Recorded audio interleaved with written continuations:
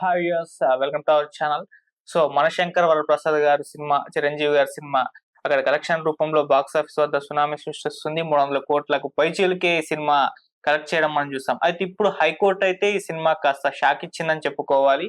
So ticket rates పెంచుకొని అక్రమంగా earn చేశారని చెప్పేసి కొంతమంది ఒక అడ్వకేట్ కంప్లైంట్ చేయడం జరిగింది. ఇప్పుడు దానిపైన ఆ అమౌంట్ పైన విచారణ ఆదేశించారని కూడా చెప్తున్నారు. మరి ఏం జరిగే అవకాశం ఉంది, ఏమన్నా రిటర్న్ చేసేస్తారా 45 crores అనేది ఒక చర్చ కూడా జరుగుతుంది. ఇప్పుడు దీని గురించి డిస్కస్ చేయడానికి ప్రజెంట్ మనతో పాటు మూవీ అనలిస్ట్ అయిన, సినీ క్రిటిక్ అయిన త్రిపురనేని నరోత్తం గారు ఉన్నారు. వారిని అడిగి తెలిసిన ప్రయత్నం చేద్దాం. నమస్కారం సార్. చిరంజీవి గారు అంటే మెగాస్టార్, అది తిరుగులేని మాట. But as far as the film is concerned, మంచి ఫిలిం, మంచి సంక్రాంతిలో మంచి ఫిలిం ఇచ్చారు, బాగా ఆడుతుంది, బాగా అన్ని విధాల నవరసాలు ఉన్నాయి సినిమాలో. But fact of the matter వెళ్ళారు అనుకోండి, సినిమాల్లో ప్రొసీజరల్ రిలీజ్ కి టికెట్ హైకింగ్ కి ప్రొసీజరల్ గోల్మాల్ జరిగినాయి. ఎందుకంటే ఈవెన్ ఇప్పుడు ప్రభాస్ గారి సినిమా ఉంది రాజాసాబ్. ఈ రాజాసాబ్ సినిమా మెమో రిలీజ్, దీని మెమో రిలీజ్, ఈ ఎంఎస్విపి సినిమా రిలీజ్, ఆ delaying tactics, just high court holidays ఉన్నాయి. ఈ హైకోర్టు హాలిడేస్ ని కరెక్ట్ గా టైమింగ్ చేసుకుని అంత ప్లాన్డ్ గా రిలీజ్ చేశారు టికెట్ హైక్. అయితే టికెట్ హైక్ రిలీజ్ చేయడానికి లేదు, హైకోర్టు తీర్పు ఉంది. 90 days ముందే, 90 రోజుల ముందే they have to give a notification, ఇట్లా టికెట్ ప్రైస్ హైక్ చేస్తున్నాము అని. ఏం ఫాలో కాల, government can give a memo, they can rise a memo. ఆ మెమో రైజ్ చేశారు. ఆ మెమో టైమింగ్ యాక్చువల్లీ ఈ రాజాసాబ్ సినిమా టైమింగ్ కి రైజ్ చేసి ఉంటే, అదేలాగా అది కూడా రైజ్ చేసి ఉంటే ప్రాపర్ గా అసలు టికెట్ హైకే వచ్చేది కాదు. రాజాసాబ్ సినిమాకి రాలేదు కదా హైక్, ఎంఎస్విపికి మాత్రం ఎందుకు వచ్చింది హైక్? Procedural lapse. అందుకనే హైకోర్టు ఇప్పుడు సీరియస్ గా తీసుకుంది. ఈ లూప్ హోల్ ని వాడుకుని మీరు వస్తారా లోపలికి? Law is there, enforcement of law లో there is a gap. It's not just about films. ఇది ఒకటే, ఇట్స్ అన్ ఐ ఓపెనర్. ఇప్పుడు ఈ ఎంఎస్విపి ఉంది, ఎంఎస్విపి తోటి ఆగదు. నెక్స్ట్ రాబోయే సినిమాలు, ఇప్పుడు పెద్ద సినిమాలు రిలీజులు ఉన్నాయి, అన్ని అందరు జాగ్రత్త పడతారు. జస్ట్ ఈ మెమోలు, జస్ట్ గవర్నమెంట్ ఇది మాత్రం నమ్ముకుని వెళ్ళటం కాదు. ఎందుకంటే ఇవన్నీ దాటుకున్న ఆఖరికి కోర్ట్ అని ఒకటి ఉంది, న్యాయస్థానం ఒకటి ఉంది, the final protector of the citizen. అన్ని సిస్టమ్స్ అన్ని ఫెయిల్ అయిన తర్వాత ఆఖరికి ప్రజల్ని కాపాడేది కోర్టే. ఆ కోర్టు ఇప్పుడు ఇంటర్వ్యూన్ అయింది. ఎందుకు ఇంటర్వ్యూన్ అయింది? మెగాస్టార్ చిరంజీవి గారి మీద కోపం అని కాదు, ఈ ప్రొడ్యూసర్స్ మీద కోపం అని కాదు, ఎవరి మీద కాదు. Procedural labs. ఇక్కడ ఒక చట్టం తీసుకొచ్చిన తర్వాత చట్టాన్ని ఎట్లా ఉల్లంఘిస్తారు? అది ఏంటి? అధికారులు, ఎవరి సీనియర్ అధికారులు, ఇట్లా సైన్ పెట్టిన వాళ్ళు, దీన్ని రిలీజ్ కి సహకరించిన వాళ్ళు, హైట్ ప్రైజెస్ తోటి, ఇదంతా ఏంటి? పబ్లిక్ మనీయే కదా, public is paying for it. మీరు మీ ఇంట్లో రిలీజ్ చేసుకోవట్లేదు, మీరందరూ చూసుకోవట్లేదు, పబ్లిక్ రిలీజ్ చేస్తున్నారు. Public is coming and watching the movie. It is a product your releasing కదా. సో అందుకనే ఇప్పుడు జిఎస్టి ఆఫీషియల్స్ కి అందరికి కోర్టు డైరెక్షన్ ఇచ్చింది, ఇప్పుడు దాని మీద ప్రోబ్ చేయండి. ఈ 45 కోట్లు 60 కోట్లు అన్నారు కదా, ఇది ఏంటి, దీంట్లో ఏంటి, దీని వాస్తవాలు తీసుకురండి. ఇది ఎట్లా, అసలు మెమో ఎందుకు రిలీజ్ అయింది, without the consent and without proper protocols ఎట్లా రిలీజ్ అయింది, మొత్తం మీరు విచారణ చేసి మాకు సబ్మిట్ చేయండి, మేము తీర్పిస్తాము. దాన్ని బట్టి ఆ డబ్బు మళ్ళీ పబ్లిక్ వెల్ఫేర్ కి ట్రాన్స్ఫర్ చేసుకోవచ్చు అనేది it's a good direction by the court. ఎందుకంటే ఇప్పుడు రాబోయే కాలంలో అందరికీ ఇది ఒక ఐ ఓపెనర్. జస్ట్ మనకి ఇన్ఫ్లుయెన్స్ ఉంది కదా, మనకి సోర్సెస్ ఉంది కదా అని చెప్పేసి మనం వెళ్ళిపోయి ఉల్లంఘించడానికి లేదు. చట్టం అన్నది ఒకటి ఉంది, చట్టాన్ని గౌరవించాలి. అది సినిమా అయినా, పాలిటిక్స్ అయినా, ఏదైనా. ఓకే సార్, ఈ మధ్య కాలంలో అంటే టికెట్ రేట్స్ పెంచుతున్నందుకే కలెక్షన్స్ పెద్దగా రావట్లేదు పాన్ సినిమాలకి, ఎందుకంటే జనాలు రిపీటెడ్ ఆడియన్స్ లేరు అని ఒకటి ఉంది. సో ఇప్పుడు దీనికి విపరీతంగా జనం వెళ్ళారు, చూసారు, 300 కోట్లు పైచిలకే వచ్చింది. ఒకవేళ పెంచకుండా కూడా ఆ వైబ్ అయితే ఉండేది, ఈ స్థాయి కలెక్షన్స్ వచ్చాయని కూడా అభిప్రాయాలు వస్తున్నాయి. మీరేం చెప్తారు సార్? ఏం లేదు, ఇప్పుడు అఖండ సినిమా ఉంది, అఖండ సినిమా పెంచారా టికెట్ రేట్లు? ఇట్లా పెంచారా? లేదు, అంత పెంచలేదు. అయినా ఆడిందిగా. అవును. అంటే కంపారిజన్ అని చెప్పట్లేదు. ఓకే. ఇప్పుడు మన దగ్గర సత్తా ఉంటే, మన సినిమాలో సత్తా ఉంటే మనం వీటి మీద డిపెండ్ అవ్వక్కర్లేదు. టికెట్ రేట్ ప్రైస్ ఎంత, సినిమా మీద యూ డోంట్ హ్యావ్ కాన్ఫిడెన్స్ అంటే టికెట్ రేటు పెంచేసి ఫస్ట్ వీక్ కలెక్షన్స్ లోనే మొత్తం పెట్టిందంతా తెచ్చేసుకోవాలి. అదే defensive strategy. Confident about a movie, ఈ రూల్స్ ఉల్లంఘించడానికి అవసరం ఏంటి? Straight away go ahead.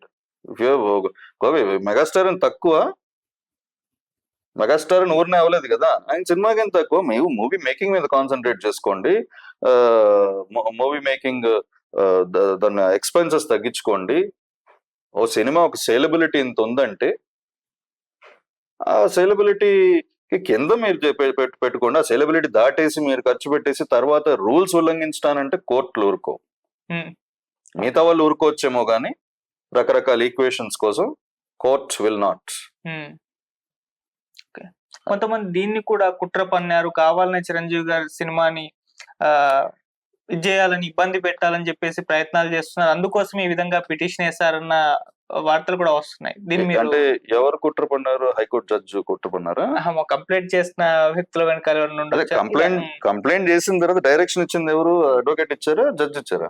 Judge ఇచ్చారు. జడ్జి గారు కుట్ర చేస్తున్నారు చిరంజీవి గారి మీద. అదే చెప్పాను, nobody has any problem with megastar గారు, or nobody has any problem with the movie. The problem is with the defying of law. Okay. The principle of law అని ఒకటి ఉంది. ద లా, దాని ఎగ్జిక్యూషన్ ఆఫ్ లాకి వచ్చేసరికి ఈ ఉల్లంఘన జరిగింది. అది ఎందుకు జరిగింది, ఇది తప్పు అని కోర్టు ఇంటర్వ్యూన్ అయింది. దానికి మనం సరెండర్ అవ్వాలి. ఓకే. అది మెగాస్టార్ అయినా ఏ స్టార్ అయినా ఎవరైనా సరే దానికి కోర్టుకి సరెండర్ అవ్వాలి. Court supreme. ఓకే. దీంట్లో మెగాస్టార్ కి ఒక చట్టము, సూపర్ స్టార్ కి ఒక చట్టము, మిగతా సడన్ స్టార్లకు ఒక చట్టము కాదు కదా. కోర్టు అందరిని ఒకేలా చూస్తుంది. సో దాన్ని గౌరవించడం మనం నేర్చుకోవాలి. ప్లస్ ఈ అనవసరపు కాంట్రవర్సీస్, వీళ్ళని టార్గెట్ చేస్తున్నారు, వాళ్ళని టార్గెట్ చేస్తున్నారు. మీరు ఎందుకు టార్గెట్ చేశారు? రాజాసాబ్ని ఎవరైనా టార్గెట్ చేశారా? లేదు. ఆయన ప్రభాస్ నేషనల్ స్టార్ అనుకుంటే ఆయన ఎవరైనా టార్గెట్ చేశారా? ఆయన సైలెంట్ గా వెళ్ళిపోయాడు కదా. సినిమా బాగాలేదు, ఫైన్, సినిమా యావరేజ్ గా ఉంది, it's could have come out better, let me go ahead for the next movie అని స్పోర్టివ్ గా వెళ్ళిపోయాడు కదా. నెక్స్ట్ ఆయన స్పిరిట్ అన్ని ఉన్నాయి. ఇక్కడ అట్లా కాదు కదా. ఇది ఏంటో చిన్నది ఏదో జరిగిపోతే దానికి పెద్ద కాంట్రవర్సీ. ఇప్పుడు జడ్జి గారు కూడా తప్ప ఏంటో, ఏమి what are you trying to say? Okay. Try to cooperate and try to succumb to the law. It's not succumb. Try to surrender to the law. Okay. Because law kanna nobody is above the law. Law kanna పెద్దవాళ్ళు ఎవరు లేరు ఇక్కడ. కరెక్టే. And ఈ మన ticket rates hikes సంబంధించి ఎప్పటి నుంచో కూడా చర్చ జరుగుతుంది, వాళ్ళ అభిప్రాయాలను వ్యక్తం చేస్తూ వస్తున్నారు. మీ ఒపీనియన్ ఏంటి? పెంచడం పని మీరు సమర్థిస్తారా, వ్యతిరేకిస్తారా? అంటే డిపెండ్స్ ఆన్ ద మూవీ అండి. ఇప్పుడు ఫర్ ఎగ్జాంపుల్ మీరు పెంచండి తగ్గించండి ఒక పాయింట్, మీరు పెంచండి తగ్గించండి, అది నార్మల్ రేట్స్ ఉండని, it doesn't matter. But rules ని ఉల్లంఘించద్దు. Okay. Go by the rule, don't defy the rule. అయితే వేసుకోండి, ఒక కోర్టులో పిటిషన్ వేసుకోండి, మేము ఇట్లా రేట్లు పెంచుకుంటాం, మాకు పర్మిషన్ ఉంది, కోర్టులో పర్మిషన్ తెచ్చుకోండి, అప్పుడు రిలీజ్ చేసుకోండి. ఏం that is no problem with that, nobody is going to stop you. అదొక పక్కన. ఇంకొకటి, ఇప్పుడు సినిమా మేకింగ్ అన్న cinema industry, for example Rajamouli గారి సినిమాలు ఉన్నాయి.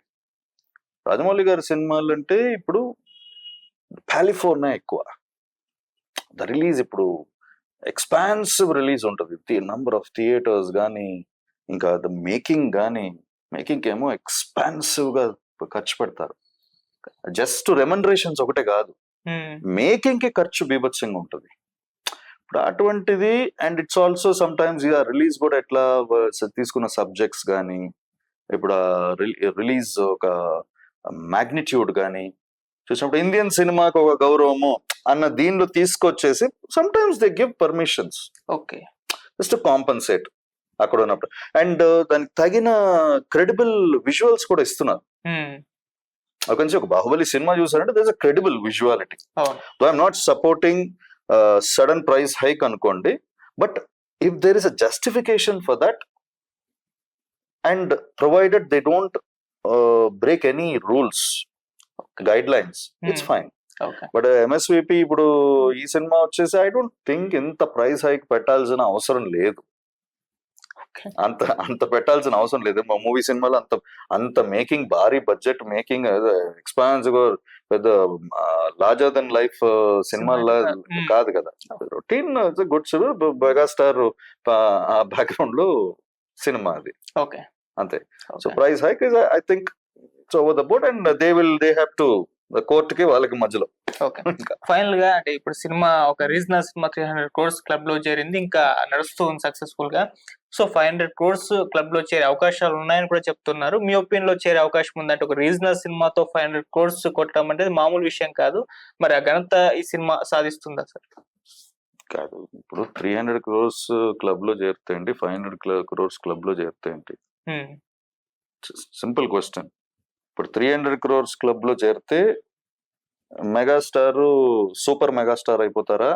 అదే 500 crores క్లబ్ లో చేరితే, లేదా 300 crores క్లబ్ లో ఆగిపోతే ఆయన మెగాస్టార్ గా మిగిలిపోతారా? అలా ఏం లేదు కదా.